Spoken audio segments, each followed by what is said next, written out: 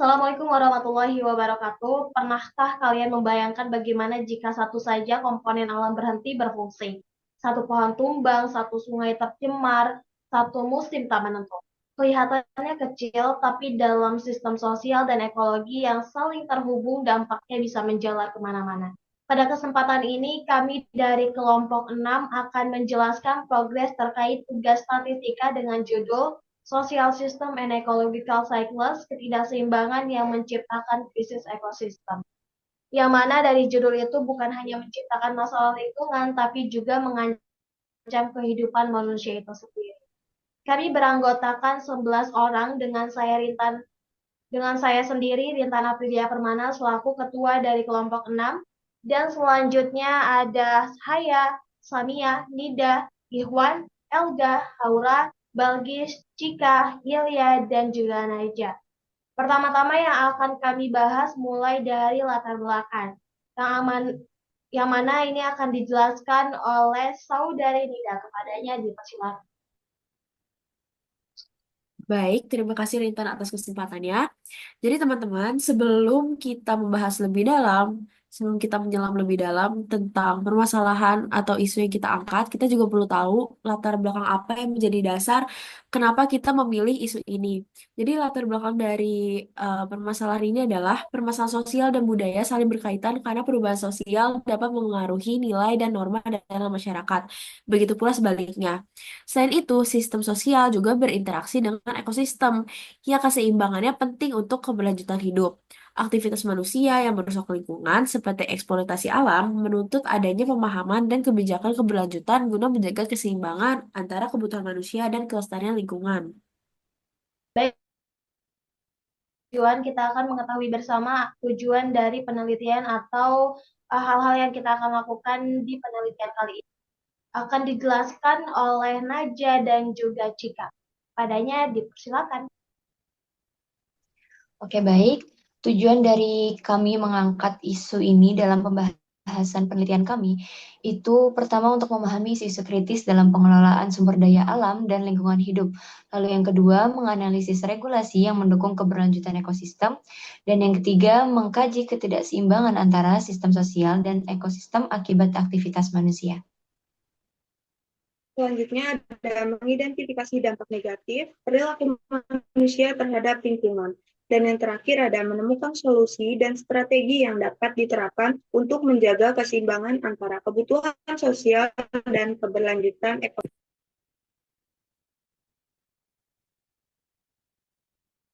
Setelah kita mengetahui latar belakang dan tujuan dari penelitian ini, kita akan beranjak ke metode apa yang digunakan dalam melakukan penelitian ini. Maka dari itu, bagian metode akan dijelaskan oleh saudari Balgis. Padanya dipersilakan. Selanjutnya adalah metode teknik analisis data. Nah, dalam penelitian ini, kita menggunakan beberapa teknik analisis data utama yang membantu menggambarkan dan memahami hasil secara menyeluruh. Pertama-tama, kita mulai dengan analisis statistik deskriptif. Di sini, data kita disajikan dalam bentuk rata-rata atau mean, median, modus, persentase, dan juga standar deviasi. Mengapa ini penting? Karena teknik ini memberi kita gambaran umum tentang bagaimana sebaran data dan seperti apa tren awal yang terlihat dalam setiap variabel yang kita teliti. Lalu, untuk variabel yang sifatnya time series seperti populasi, deforestasi, suhu rata-rata, dan konsumsi energi, kita lanjutkan dengan analisis tren. Tujuannya adalah untuk melihat apakah ada pola perubahan dari waktu ke waktu, apakah angkanya naik, turun, atau mungkin stabil. Selanjutnya, supaya lebih mudah dipahami, hasil dari analisis tren ini kemudian kita visualisasikan dalam bentuk grafik garis. Dengan begitu, pembaca bisa langsung melihat perubahan yang terjadi dari tahun ke tahun secara visual tanpa harus mencerna angka-angka mentah satu persatu. Oke, selanjutnya kita akan mengetahui bagaimana kami akan mengumpulkan data dan data-data apa saja yang akan kami butuhkan dan akan kami olah. Di bagian data ini nantinya akan dijelaskan oleh beberapa orang dari kelompok kami, mulai dari slide 1 akan dijelaskan oleh Haura dan juga Elga. Kepadanya dipersilakan. Data-data yang kami kumpulkan yaitu terdiri dari 11 peubah. Peubah yang pertama yaitu peubah populasi manusia.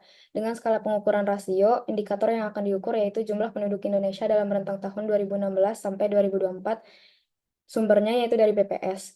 Untuk yang kedua, pengubah penggunaan lahan dengan skala pengukuran ordinal. Indikator yang akan diukur yaitu intensitas hutan menjadi pemukiman dan industri dari rentang 2005 sampai 2025. Sumber datanya yaitu dari IPB Jurnal. Dan pengubah ketiga yaitu pengubah konsumsi sumber daya alam. Kita menggunakan skala pengukuran rasio dengan indikator yang akan diukur yaitu jumlah produksi guna mencukupi konsumsi sumber daya alam di Indonesia dalam rentang waktu 2021 sampai 2023. Dan sumbernya dari BPS.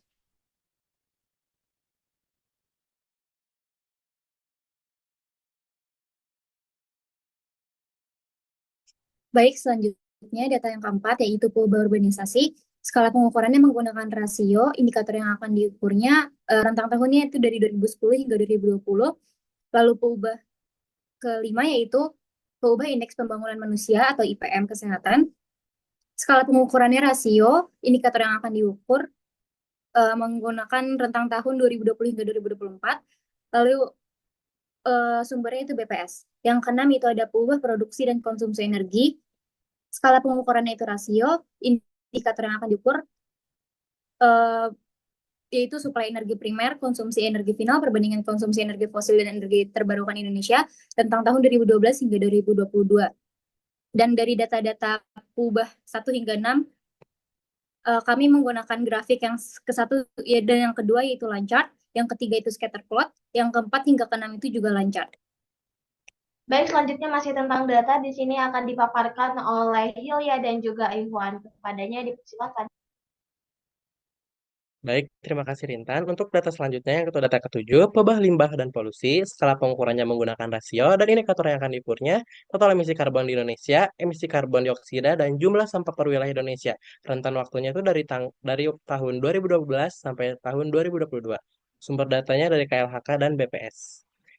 Data yang ke-8, pebah tutupan lahan atau deforestasi, degradasi, dan kebakaran hutan, skala pengukurannya menggunakan rasio, indikator yang akan diukurnya, seberapa luas lahan yang mengalami deforestasi, degradasi, dan kebakaran hutan dalam rentan waktu dari tahun 2015 dan KLHK.